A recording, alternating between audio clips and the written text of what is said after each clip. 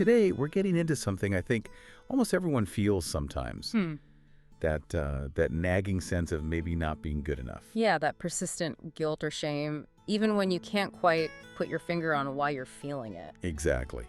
So our deep dive today is all about improving self-image, and we're drawing heavily from the work of Dorian Scott Cole. And it's such important work because this feeling, this unworthiness, the source makes it clear it can really hold you back. How so? Well, think about it. Forming friendships, relationships, even moving forward in your career. It can sort of prevent you from fully being yourself. And Dorian Scott Cole, he comes at this from a really interesting angle, mixes social psychology with studies in psychology and religion. Okay. His goal here is really practical, to help people understand this stuff for self-help or, maybe see if they need more clinical support. Right, so our mission today is clear. Let's get into Cole's material, find those really important nuggets, those surprising facts, and give you a clear way to understand and maybe start addressing that unwarranted guilt and shame. We want you to leave feeling informed and hopefully empowered. Sounds good. So let's start right there. This unwarranted guilt. Yeah. What exactly is it, according to the source, it sounds like?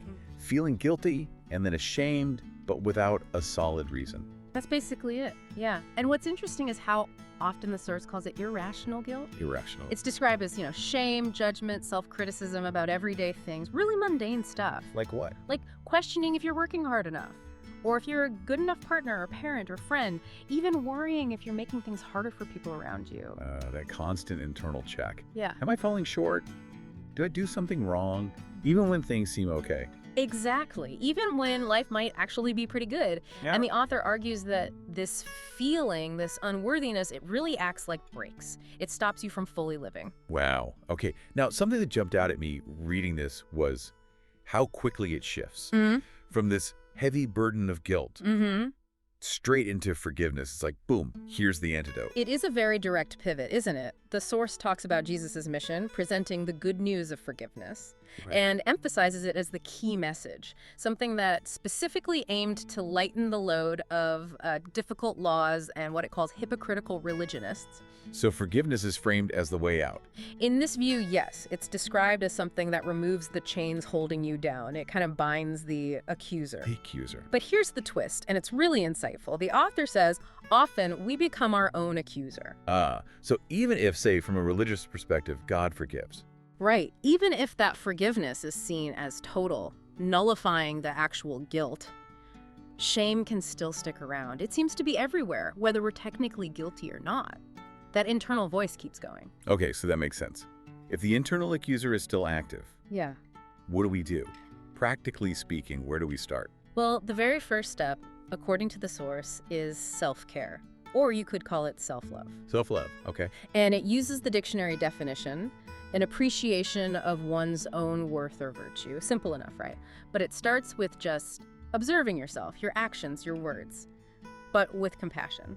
Like you would for a friend. Exactly. Like you're your own best friend. That sounds easier said than done sometimes. Yeah. What's a common roadblock? That's a great point. The source highlights something key. If you find it hard to be non-judgmental and compassionate towards other people, it's going to be really tough to give that same grace to yourself. Makes sense. It's linked. Totally linked. Yeah. The author connects it to Jesus' teaching that if you judge others, you kind of subject yourself to that same judgment. Because in this view, God doesn't judge forgiven actions. So the path to feeling worthy starts outside, by stopping the judgment of others. And cultivating compassion for everyone, including yourself. That seems to be the starting point laid out here. Okay. Now, lots of psychologists recommend practices for self-love, self-affirmation. But does that stuff actually work? Or is it just nice thoughts? That's the million-dollar question, isn't it? Right. Well, the source shares some pretty surprising results from one study. It involved a time travel narrative app. A time travel app? Yeah. For self-compassion. Tell me more. Yeah, it sounds a bit sci-fi, but the idea was to help people reframe past experiences with more kindness. And the data, it was fascinating. Okay. Over 4 weeks, people using it reported, on average, a 10% drop in physical stress symptoms. Wow. A 5% increase in feelings of unconditional love, and their overall well-being scores went up 12%. That's significant. But here's what really stood out. Participants who had childhood trauma, they started with lower scores, right? Their well-being scores jumped 16%.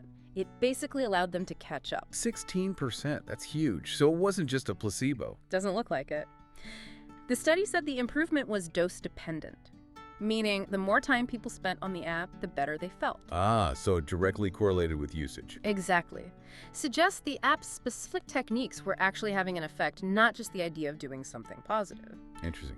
Okay, so we know self-compassion can work, but shame.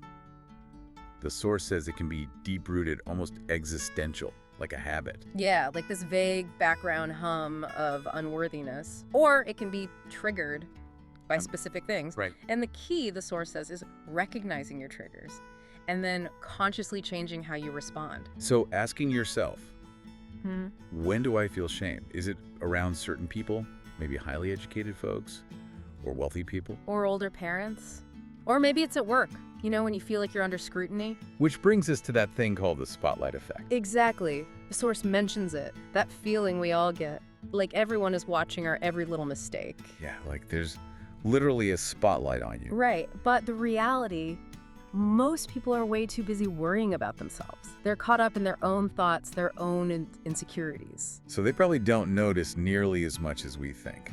Probably not. And here's a funny thought. Yeah. They might even be worried you're judging them. That's a good point. Yeah.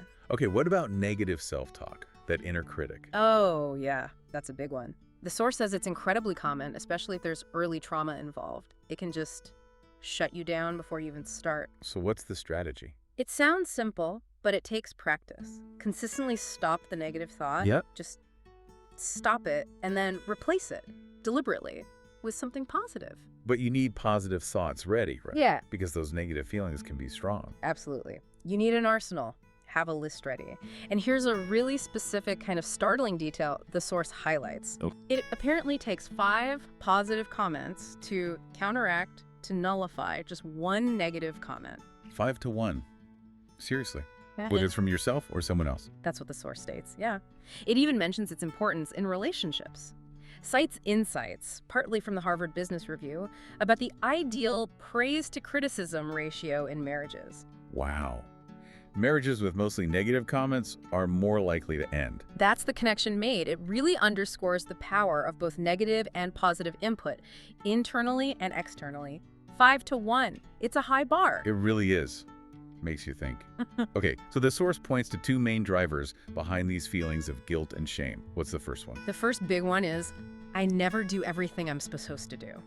The perfection trap. Totally. We're just bombarded, aren't we? Be the perfect parent, perfect spouse, perfect employee. The list goes on and on. It's exhausting just thinking about it.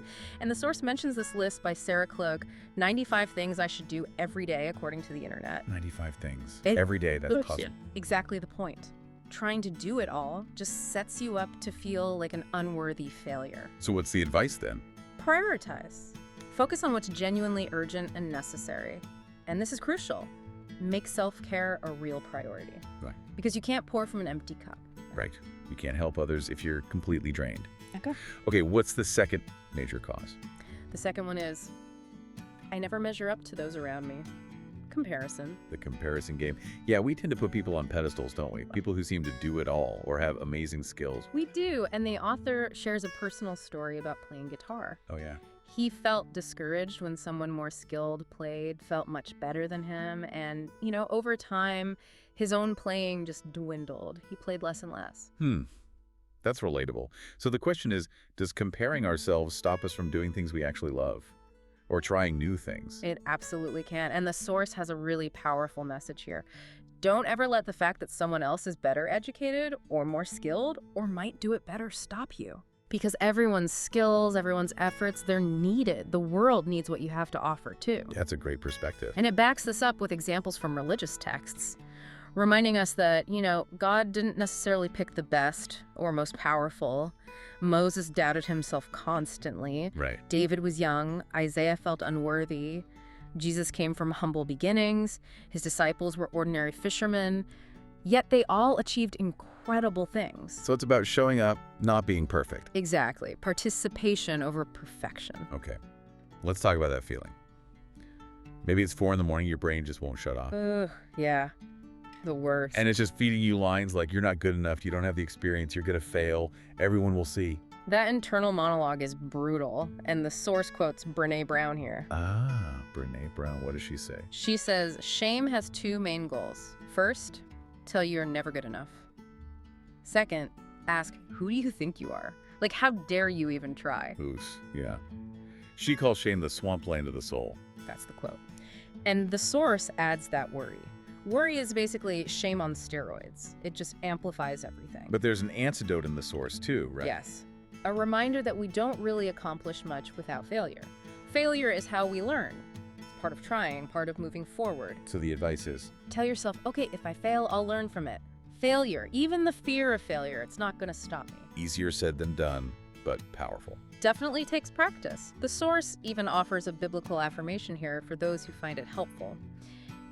If God is for us, who can be against us? From Romans, as a tool for building that resilience. Right. Okay, this is where it gets really practical and honestly quite exciting.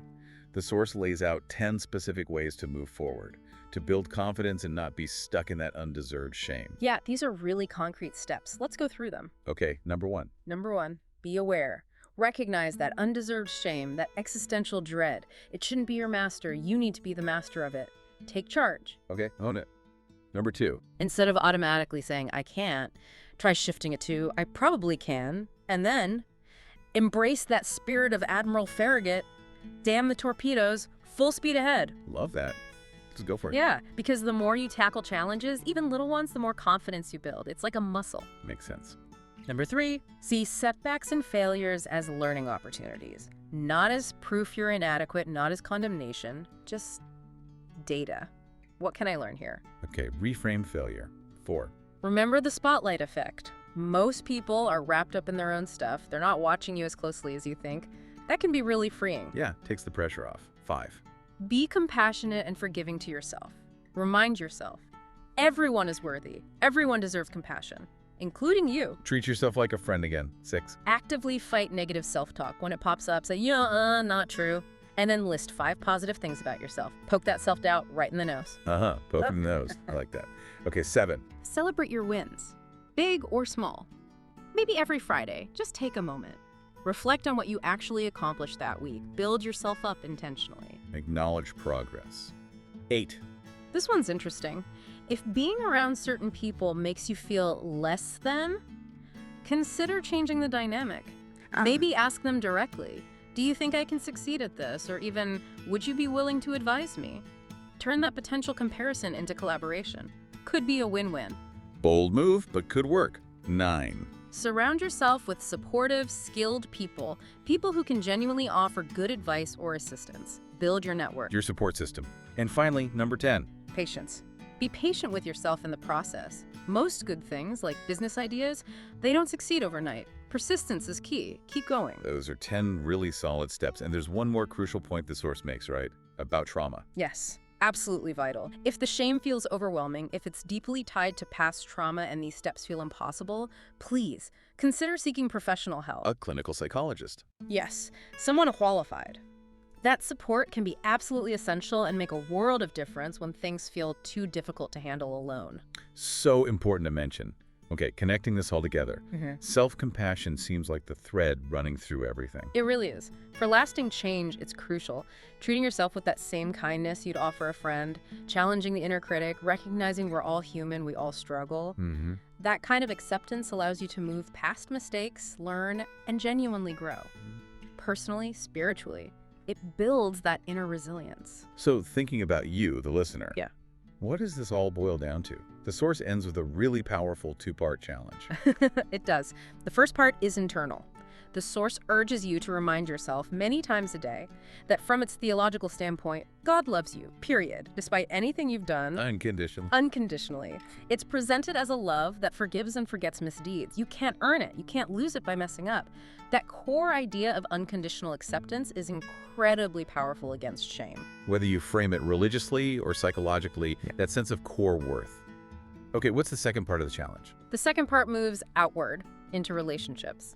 For really complete healing, the source says you need to address the burdens there. Think about people you might have mistreated. Okay. The challenge is direct. Apologize to them. Ask them how you can make things right. That takes courage. It absolutely does. But the idea is that taking these steps can dissolve guilt, shame, bad feelings, maybe even mend a friendship, and it sets you on a path of real growth. And if someone feels they can't do that, if apologizing feels impossible, Then the Source gently but firmly suggests, again, consider therapy.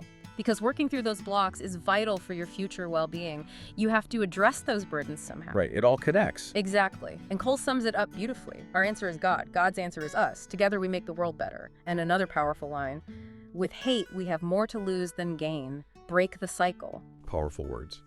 So, as we wrap up, what stands out to you from this deep dive? Maybe think about one small step you could take today. Perhaps just practicing a moment of self-compassion. Or maybe reflecting on one relationship that might need some attention. Food for thought.